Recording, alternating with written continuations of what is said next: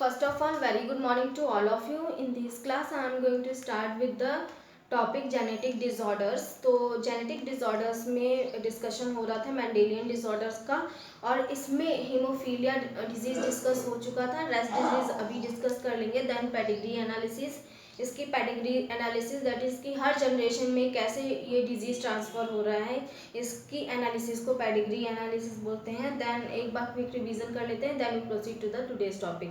तो quick revision में सबसे पहले कि मेंडेलियन जो इस चैप्टर में क्या क्या कंप्लीट हो चुका है।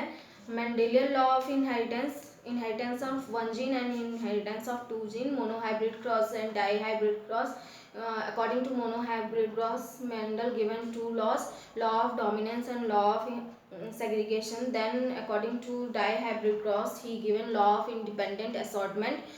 Then इसके बाद जो law of independent assortment के बाद बहुत जो इन्होंने एक्सपेरिमेंट अपना किया था, पब्लिश किया। देन ये इतना वर्ल्ड वाइड फेमस नहीं हो पाया या नोन नहीं हो पाया, क्योंकि उस टाइम कम्युनिकेशन लैक होने की वजह से, प्लस मैथमेटिकल डेटा इन्होंने यूज़ किया था। इसके अपोज में थे साइंटिस्ट, और जो फैक्टर इन्होंने टर्म यूज़ किया था वो भी लोगों को, उसके लिए फिजिकल प्रूफ चाहिए था साइंटिस्ट, डिफरेंट साइंटिस्ट को। लेकिन इन्होंने इसका कोई फिजिकल प्रूफ नहीं था कि फैक्टर क्या है ना। इसके बाद जो थ्री साइंटिस्ट आए, दैट इज कोरेन, डिब्रीन और शेर मार्क ने, इन्होंने इंडिपेंडेंटली रीडिस्कवर किया मेंडल लॉ को, और बताया कि एक्चुअली में जो क्रोमोसोम और जो फैक्टर ये डिस्कस कर रहे हैं हर जनरेशन में ट्रांसफ़र हो रहे हैं, वो फैक्टर एक्चुअली में जीन्स हैं। और सटन एंड बावेरी ने ये प्रूफ कर दिया इन 1902 में थ्रू क्रोमोसोमल थ्योरी, कि वो जो फैक्टर सेग्रीगेट हो रहे हैं मेंडल लॉ में, वो एक्चुअली में क्रोमोसोम ही हैं जो सेल डिवीज़न से पहले ही अलग अलग हो जा रहे हैं, सेग्रीगेट हो जा रहे हैं ना। इसके बाद टी.एच. मॉर्गन ने इन लिंकेज एंड रिकॉम्बिनेशन टर्म दिया। लिंकेज एंड रिकॉम्बिनेशन टर्म में इन्होंने बताया कि हमें हर बार मेंडेलियन जो रिज़ल्ट है वो नहीं ऑब्जर्व होते हैं, हमें कुछ डिफरेंट भी मिलता है, या हो सकता है कि सेम भी मिल जाए पेरेंट की तरह। तो वो क्यों है? जब टी.एच. मॉर्गन ने एक्सपेरिमेंट किया ड्रोसोफिला पे, तो उन्होंने देखा कि डाईहाइब्रिड क्रॉस में उन्हें रिकॉम्बिनेशन के चांसेस या रिकॉम्बिनेशन इतने नहीं मिल रहे हैं, जैसे 9:3:3:1 डाईहाइब्रिड क्रॉस में मेंडल के लॉ में एक्सपेरिमेंट में मिला था ये रिजल्ट। लेकिन उन्होंने जब ड्रोसोफिला पे किया यही डाईहाइब्रिड क्रॉस, तो उन्हें कोई इस तरह का रिजल्ट नहीं मिला। ये क्यों था? क्योंकि जीन्स जो क्या थे कि वो दोनों जीन्स डाईहाइब्रिड क्रॉस में दोनों ही जीन एक दूसरे से लिंक थे, दोनों कलर के लिए थे, और एक दूसरे से लिंक होने की वजह से उनका सेग्रीगेशन नहीं हो पाया, और एज सच पेरेंटल कॉम्बिनेशन मिल गया, उन्हें रिकॉम्बिनेशन नहीं मिल पाया, जो एक हाइब्रिडाइजेशन का एक कैरेक्टरिस्टिक है, रिकॉम्बिनेशन मिलना ना। इसके बाद पॉलीजेनिक इनहेरिटेंस। पॉलीजेनिक इनहेरिटेंस में क्या है कि जो मेंडल ने बताया था कि हमें डोमिनेंट टॉल मिलेंगे, देन रिसेसिव ड्वार्फ मिलेंगे, ऐसा नहीं होता है। हर बार ऐसा नहीं होता है कि सिर्फ दो ही, अगर ह्यूमन पॉपुलेशन में देखा जाए तो हमें टॉल हाइट वाले नहीं सिर्फ मिलते हैं, या ड्वार्फ हाइट वाले, अगर रिसेसिव है तो ड्वार्फ हाइट नहीं मिलेंगे, हमें इंटरमीडिएट भी मिलते हैं, डिफरेंट हाइट के मिलते हैं, बहुत सारी हाइट और वेरिएशन मिलता है। दैट मीन्स कि इसका सिर्फ यही मतलब है कि सिर्फ हाइट के लिए कोई एक जीन नहीं है, जैसा कि मेंडल ने एक जीन लिया था, उसके दो एलील लिए थे। ऐसा नहीं है कि सिर्फ हाइट एक जीन से रेगुलेट हो रहा है, वो बहुत सारे ऐसे कैरेक्टर या बहुत सारी हाइट मिलने, वेरिएशन मिलने का यही मतलब है कि हाइट जो जीन है, जिस जीन के लिए हाइट के लिए जो जिन रिस्पॉन्सिबल है, एक्चुअली वो एक नहीं है, दो भी नहीं है, वो मोर देन 2 हैं। तो इसी को पॉलीजेनिक इनहेरिटेंस बोला गया ना। इसके बाद प्लेयोट्रॉपिक इनहेरिटेंस क्या है? प्लेयोट्रॉपिक इनहेरिटेंस में जैसे मेंडल ने एक्सपेरिमेंट किया था, और उन्होंने बताया कि एक जीन से एक कैरेक्टर रेगुलेट हो रहा है, तो ज़रूरी नहीं है कि एक जीन से एक कैरेक्टर रेगुलेट हुए। फॉर एग्जांपल जैसे कि फेनाइलकीटोयूरिया में सिंगल जीन म्यूटेशन से एक बिगेस्ट डिजीज़ कॉज हो जा रहा था, सिर्फ एक एंजाइम, जैसे सिंगल जीन म्यूटेशन से एक एंजाइम नहीं बन पा रहा था, फेनाइल हाइड्रोक्सिल सॉरी, जो फेनिल एलानिन हाइड्रोक्सिलेज एंजाइम है ये नहीं बन पा रहा है। तो इससे रिलेटेड जो मेटाबॉलिक एक्टिविटीज़ है, पूरी मेटाबॉलिक एक्टिविटी फेल हो जाती हैं। वो ये है कि फेनिल एलानिन का कन्वर्जन होता है टायरोसिन में, देन टायरोसिन अगर नहीं बन पाएगा, कन्वर्जन नहीं हो पाता है, टायरोसिन नहीं बन पाता है, और फाइनली जो रिजल्टेंट है dopamine, melanin and thyroxine hormone, thyroid hormone, तो थायरोक्सिन की सिंथेसिस भी नहीं होती है, हाइपोथायराइडिज्म हो जाता है, देन डोपामिन नहीं बन पाए, मूड स्विंग हो जाएगा, देन मिलेनिन नहीं बन पा रहे हैं। तो इसका मतलब कि वो वाइट फेयर कलर में हो, जो फेयर कलर आ जा रहा है उनका जो इंडिविजुअल है ना, मेंटल रिटार्डेशन होने लग जा रहा है क्योंकि एक्यूमुलेट हो जा रहे हैं फेनिल एलानिन के proper conversion, lack of conversion की वजह से ना। इसके बाद जो म्यूटेशन है, म्यूटेशन कैसे हो रहा है, तो सडन चेंज इन क्रोमोसोम और gene is known as mutation. अब म्यूटेशन हो सकता है कि पॉइंट म्यूटेशन हो, दैट मीन्स कि सिंगल न्यूक्लियोटाइड का चेंज हो, नाइट्रोजनस बेस अगर चेंज हो जाए तो, जैसे कि सिकल सेल एनीमिया में, और हो सकता है कि होल क्रोमोसोम ट्रांसलोकेट हो जाए, डुप्लीकेशन हो जाए, फ्रेम शिफ्टिंग हो जाए, तो एक्सेट्रा। तो इस तरीके से म्यूटेशन हो कॉज कर सकते हैं, डिजीज कॉज कर सकते हैं ना। जेनेटिक डिसऑर्डर्स, जो जीन से रिलेटेड जितने भी डिसऑर्डर्स हैं उन्हें ग्रुप कर दिया गया है मेंडेलियन डिसऑर्डर्स।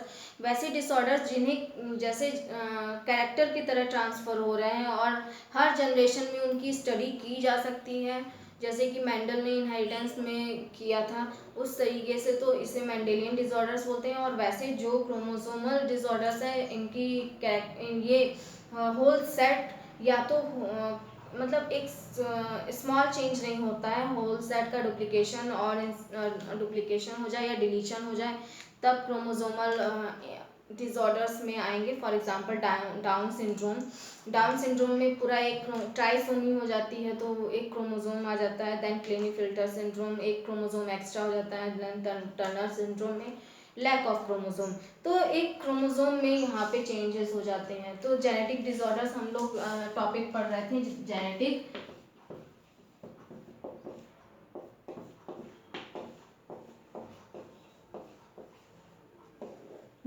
डिसऑर्डर्स में मेंडेलियन डिसऑर्डर्स क्या है कि जो कैरेक्टर की तरह one generation to another generation transfer हो रहे हैं और जिनकी प्रॉपर स्टडी भी की जा सकती है, एनालाइज किया जा सकता है, उसे मेंडेलियन डिसऑर्डर्स बोलते हैं। और यहाँ पे हीमोफीलिया तक हमने डिस्कस कर लिया था, हीमोफीलिया ना कलर ब्लाइंडनेस।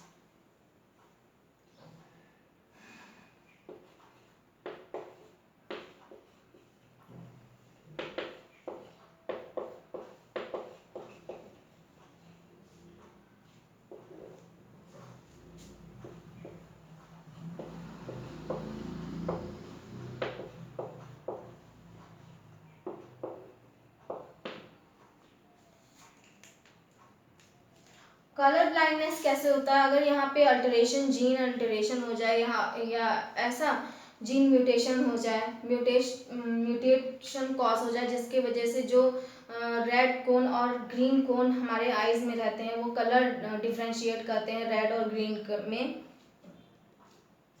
तो ऐसे पर्सन क्या होंगे कलर ब्लाइंडनेस वाले में रेड और ग्रीन कलर को डिफ्रेंशिएट नहीं कर पाते हैं और वो उन्हें रेड ग्रीन और ग्रीन रेड की तरह दिखाई देता है, तो डिफ्रेंशिएशन मतलब भूलने लग जाते हैं। तो ऐसे में कलर ब्लाइंडनेस सिंपली कॉज होता है म्यूटेशन के through, cause by mutation. Then यहाँ पे जो आईज में रेड कोन और ग्रीन कोन होते हैं वहाँ पे अल्टरेशन हो जाता है या अल्टरेशन या डिलीशन होगा, तो इस केस में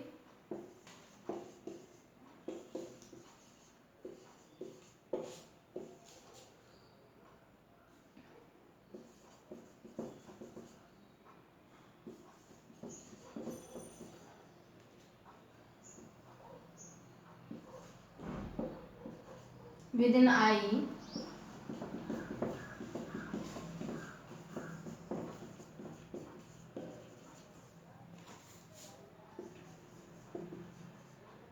become alter, then cause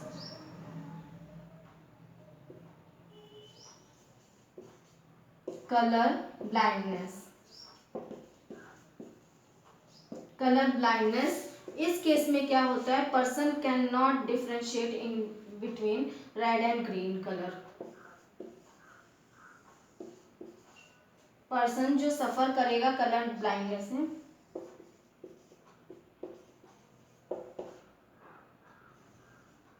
differentiate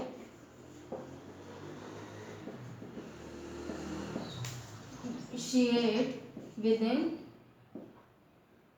in between, actually में जो पर्सन जो भी सफरिंग पर्सन है, जो सफ़र कर रहा है, इसमें उसे ग्रीन और रेड कलर में डिफ्रेंशिएट करने में प्रॉब्लम होता है, और कलर ब्लाइंड मतलब कि नाम से इंडिकेट है, मतलब कलर को डिफ्रेंशिएट नहीं कर पाता है। लेकिन स्पेशली ये किसके लिए है, सिर्फ ग्रीन और रेड कलर के लिए ही है।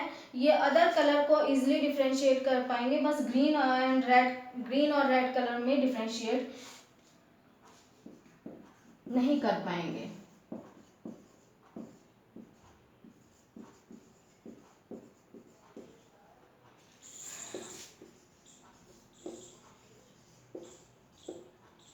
कलर, तो कलर जैसे हीमोफीलिया कैसा था, हीमोफीलिया भी एक्स लिंक्ड रिसेसिव डिजीज थी, ये भी x linked recessive disease is x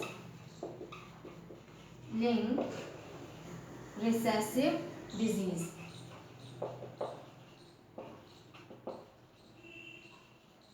disease और डिसऑर्डर, अब इसको डिस्कस कर लेते हैं। अगर ये चांसेस कैसे होते हैं मेल और फीमेल में होने के, तो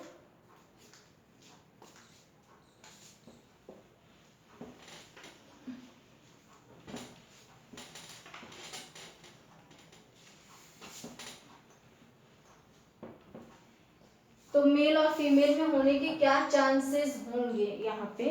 तो एक्स लिंक्ड रिसेसिव डिजीज है, दैट मीन्स कि हीमोफीलिया की ही तरह ये कैसे हीमोफीलिया की तरह जो फीमेल होंगे ये एज ए कैरियर की तरह फंक्शन करेंगे, और मेल में इसके चांसेस यहाँ पे बढ़ जाएंगे।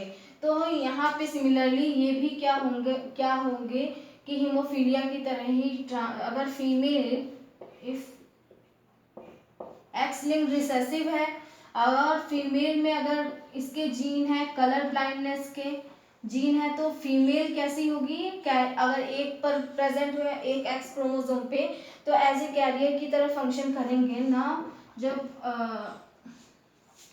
अगर मेल नॉर्मल है,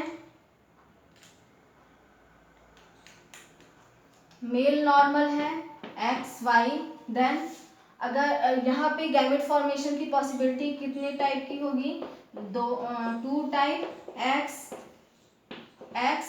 विथ कलर ब्लाइंडनेस जीन के साथ प्रेजेंट होंगे ना। यहाँ पे गैमेट फॉर्मेशन की पॉसिबिलिटी 2 टाइप की होगी, क्योंकि यहाँ पे 2 टाइप ऑफ क्रोमोसोम प्रेजेंट है, तो यहाँ पे एक्स देन एक्स वाई। अब जब फ्यूजन होगा तो फ्यूजन के बाद पुनेट स्क्वायर के थ्रू देख लेते हैं। Male and female x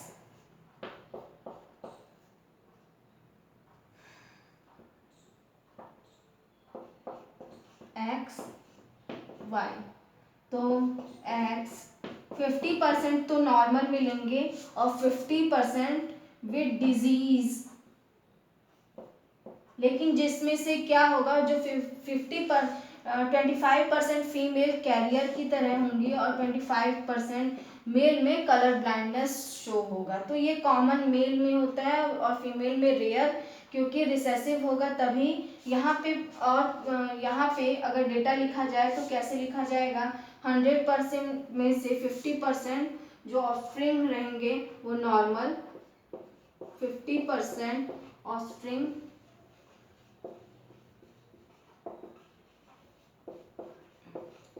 normal, 25 क्योंकि एक ही चाइल्ड है जो कैरियर है, तो 25% फीमेल चाइल्ड कैरियर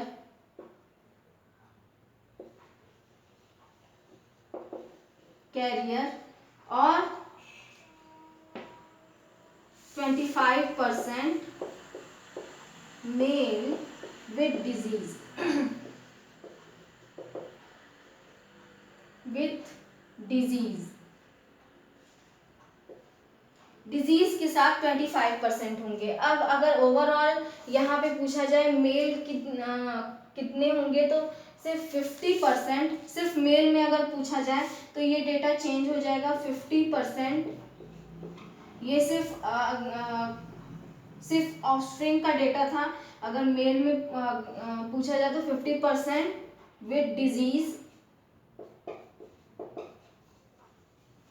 और यहाँ पे फीमेल या डॉटर प्रेजेंट है तो डॉटर में 50% कैरियर सॉरी 50% कैरियर 50% कैरियर होंगे। अब यहाँ पे अगर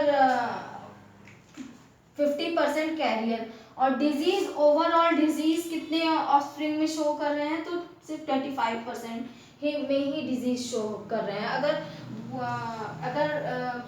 अगर पूछा जाए कि कितने सन हैं जो डिजीज से सफ़र कर रहे हैं वो 50% सन हो जाएंगे। यहाँ पे सन जो है या मेल कितने हो जाएंगे 50% मेल हो जाएंगे या सन, और 50% डॉटर एज ए कैरियर की तरह। लेकिन नॉर्मल अगर डॉटर पूछा जाए, नॉर्मल डॉटर कितनी है तो नॉर्मल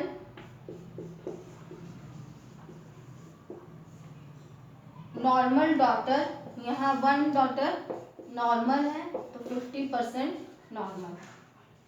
नाउ अगर यहाँ पे दोनों अगर डिजीज है तब देखते हैं, अगर मेल और फीमेल दोनों पर ही कलर ब्लाइंडनेस के जीन अगर प्रेजेंट हो, यहाँ पे मेल में तो दिखेगा लेकिन फीमेल एज ए कैरियर की तरह शो होगी।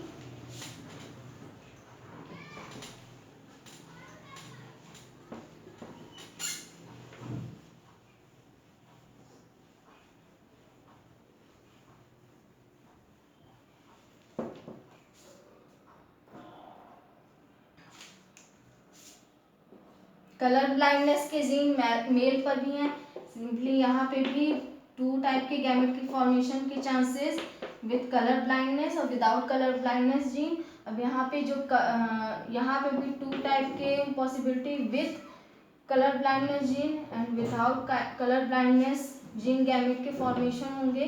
अब जब फ्यूजन होगा तो पुनेट स्क्वायर के थ्रू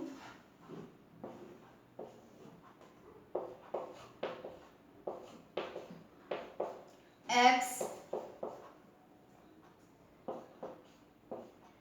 वाई, अब यहाँ पे फीमेल भी कैसी हो गई कैरियर और डिजीज की तरह हो जाएगी। यहाँ पे एक्स वाई, क्योंकि एक नॉर्मल है तो नॉर्मल के साथ फ्यूज करेंगे तो नॉर्मल चाइल्ड। यहाँ पे अगेन एक्स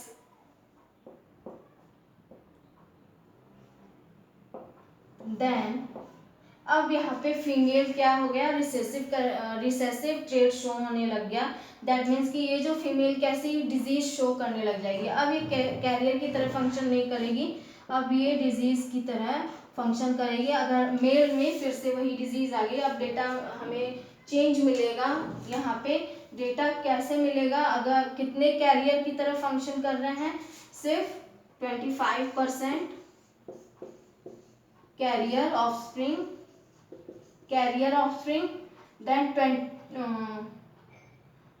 देन डिजीज कितने पर होगा 50% डिजीज, क्योंकि ये भी फीमेल भी अब डिजीज शो करने लग जाएगी। तो 50% में जो ऑफस्प्रिंग होंगे वो डिजीज होंगे।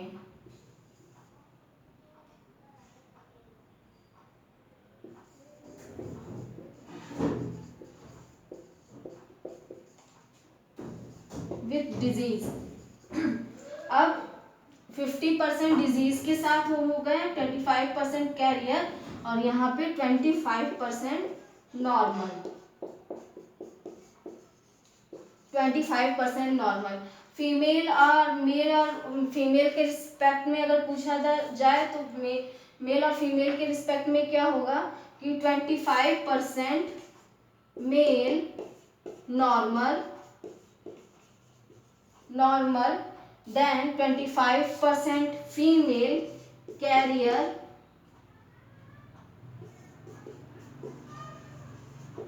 Career 25% female with disease than 25% male with disease. 25% male with disease तो हमें ये डेटा मिल जाएगा। इसी तरीके से सिकल सेल एनीमिया भी डिस्कस होता है। सिकल सेल एनीमिया डिस्कस कर लेते हैं इस, क्योंकि ऑलरेडी हमने ये डिजीज कैसे कॉज करता है, तो डिजीज कैसे कॉज होता है ये ऑलरेडी डिस्कस हो चुका है, तो कॉज उसके नहीं डिस्कस करेंगे। अब इसका transmission one generation to another generation कैसे हो रहा है ये डिस्कस कर लेते हैं। सिकल सेल एनीमिया, तो सिकल सेल एनीमिया यहाँ पे पॉइंट म्यूटेशन के थ्रू होता है। सिकल सेल एनीमिया में जब एडेनिन थाइमिन से रिप्लेस हो जाते हैं तो यहाँ पे ग्लूटामिक एसिड के जगह वैलिन सिंथेसिस हो जाता है, जो जैसे ग्लूटामिक एसिड एक पोलर अमाइनो एसिड है और positive charge with amino acid, जिसकी वजह से प्रॉपर फोल्डिंग हो पाता है। लेकिन वैलिन आ जाता है जो न्यूट्रल अमाइनो एसिड है, तो प्रॉपर फोल्डिंग नहीं हो पाता है, जिसकी वजह से जो शेप है आरबीसी का वो सिकल सेल शेप हो जाता है। और एनीमिया क्यों बोला जाता है, क्योंकि जगह जगह क्लॉट करने लग जाते हैं और क्लॉट करने के बाद इन्हें क्या स्प्लीन में भेज दिया, डाई करने लग जाएंगे तो इन्हें स्प्लीन में भेज दिया जाएगा। तो इस कंडीशन में फीमेल जो फीमेल नहीं पर्सन जो होगा वो एनीमिक हो जाएगा, तो जिस वजह से सिकल सेल एनीमिया बोला जाता है। तो disease is sickle cell anaemia. Sickle cell anaemia ये ऑटो एक्स लिंक नहीं है, ये ऑटोसोमल रिसेसिव डिजीज है। अगेन यहाँ पे रिसेसिव है, ऑटोसोमल रिसेसिव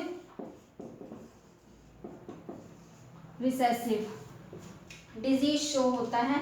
अब इसके जो जीन्स प्रेजेंट होंगे वो ऑटोसोम्स पे प्रेजेंट होंगे। और फॉर एग्जांपल अगर मेल है, यहाँ पे सबसे पहले फीमेल, अगर ऑटोसोम रिसेसिव है मतलब कि दो पर अगर दोनों ही क्रोमोसोम एक जीन पे दो एलील होते हैं, अगर दोनों ही एलील पे अगर इसके जीन प्रेजेंट है सिकल सेल एनीमिया के, तो पॉसिबल हो जाएगा ना। हीमोग्लोबिन यहाँ पे नॉर्मल हीमोग्लोबिन है अगर फीमेल तो नॉर्मल है, then cross with anaemic sickle cell anaemic person male haemoglobin S, इसे एज ए कैरियर नहीं है, ये एनीमिक पर्सन है। अगर रिसेसिव है अगर एक पर होगा तो एज ए कैरियर ही शो होगा, अगर दोनों पे प्रेजेंट होंगे तो ये कैसे शो हो रहे हैं एज ए रिसेसिव, और ये दोनों पे ही प्रेजेंट होंगे तभी डिजीज शो होगा। इनमें यहाँ पे मेल है, मेल जब क्रॉस करते हैं तो देन अगेन गैमेट फॉर्मेशन में जब गैमेट यहाँ पे क्योंकि सेट पूरा जाएगा ऑटोसोम्स प्लस सेक्स क्रोमोसोम, तो यहाँ पे जो ऑटोसोम्स होंगे, ऑटोसोम्स में ये नॉर्मल ऑटोसोम्स में नॉर्मल हीमोग्लोबिन, देन यहाँ पे भी नॉर्मल हीमोग्लोबिन, देन यहाँ पे सिकल सेल एनीमिया के जीन प्रेजेंट होंगे। इस हीमोग्लोबिन पे सिकल सेल एनीमिया के जीन प्रेजेंट होंगे। तो यहाँ पे अब जब पुनेट स्क्वायर के थ्रू इन्हें क्रॉस करके देख लेते हैं,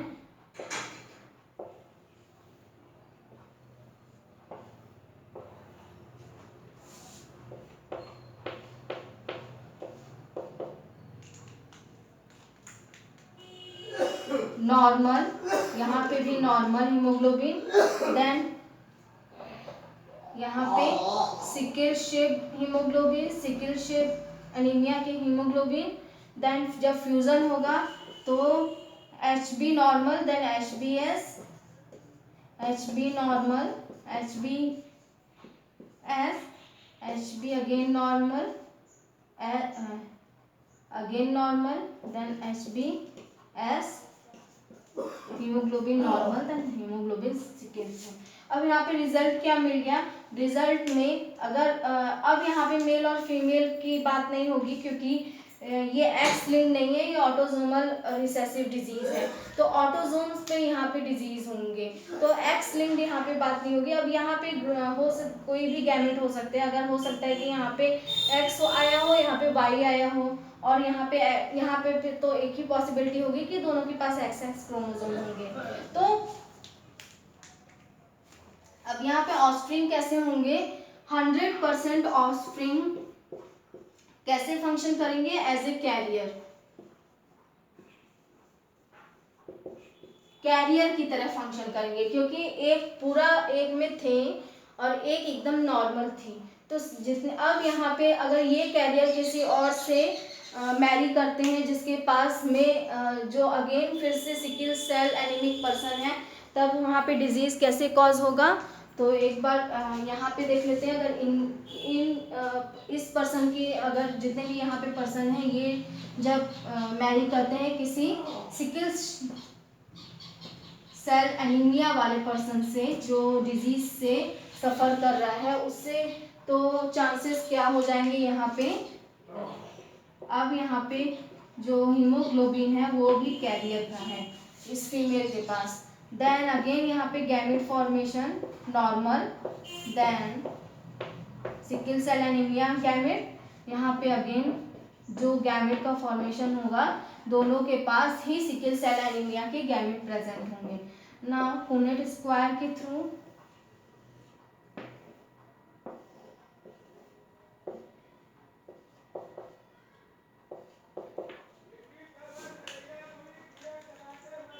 यहाँ पे दोनों ही जीन पे सिकल सेल एनीमिया की जीन्स प्रेजेंट है, यहाँ पे एक नॉर्मल है और एक पे जीन प्रेजेंट होंगे। तो देन यहाँ पे नॉर्मल सिकल सेल, यहाँ पे देखिए दोनों ही के पास जब ये जब ये सिकल सेल एनीमिक जो जीन है ये जब फ्यूज करेंगे इन दोनों जीन से, तो यहाँ पे जो पर्सन बनेगा वो कैसा होगा, सिकल सेल एनीमिक पर्सन होगा। तो यहाँ इस केस में क्या पॉसिबिलिटी मिली, 50% ऑफस्प्रिंग कैरियर और 50% ऑफस्प्रिंग विद डिजीज इनमें शो होने लग जाएगा, डिजीज शो होने लग जाएगा, क्योंकि ऑटोसोमल रिसेसिव है, तो जब दोनों पे प्रेजेंट होंगे तभी डिजीज शो होगा, अदरवाइज एक कैरियर की तरह फंक्शन करेंगे सिर्फ अगर एक पर होगा। तो यहाँ पे मेल और फीमेल दोनों में ही कैरियर की तरह फंक्शन करेंगे, क्योंकि ये एक्स लिंक नहीं है। एक्स लिंक होता अगर मेल के पास एक भी अगर प्रेजेंट होता तो वहाँ पे शो होने लग जाता, क्योंकि मेल के पास एक ही एक्स क्रोमोसोम होता, लेकिन ये ऑटोसोम है, तो दैट मीन्स कि मेल के पास भी 2 हैं और फीमेल के पास भी 2 इसके एलील प्रेजेंट होंगे। अगर दोनों allele with sickle cell anaemia के हैं तो यहाँ पे डिजीज कॉज होने लग जाएगा ना, इसके बाद ये रिसेसिव की तरह फंक्शन करेंगे।